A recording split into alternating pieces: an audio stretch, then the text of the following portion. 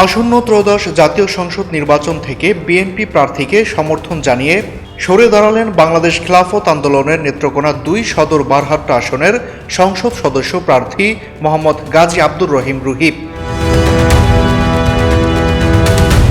সোমবার ২রা ফেব্রুয়ারি দুপুরে শহরের মোক্তারপাড়া জেলা প্রেস ক্লাব মিলনায়তনে এক সংবাদ সম্মেলন করে নির্বাচনী মাঠ থেকে সরে দাঁড়ানোর ঘোষণা দেন তিনি।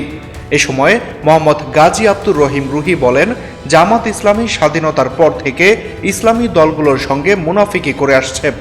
আপনারা দেখেছেন তাদের জোট থেকে হাত পাখাও বের হয়ে এসেছে, অন্যরাও একে একে বের হয়ে আসছে।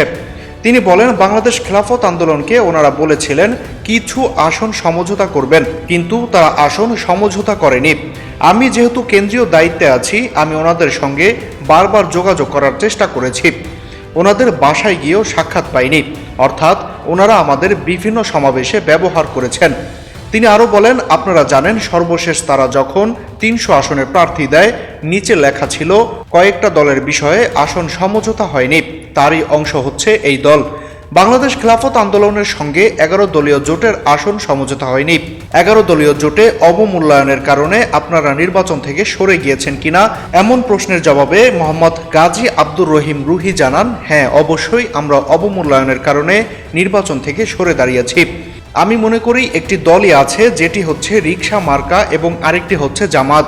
এছাড়া বাকি সব হচ্ছে জামাতের বি টিম, কারণ তারা জানে যে কোনো সময় তাদের নিবন্ধন বাতিল হতে পারে বা বিভিন্ন সমস্যায় পড়তে পারে, এজন্য এরকম বি টিম তারা রেডি রাখে।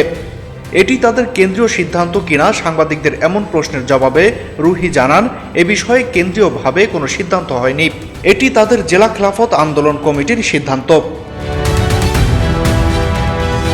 মাহাদি হাসান বিয়ের, পিপল ভয়েস টেলিভিশন, ঢাকা।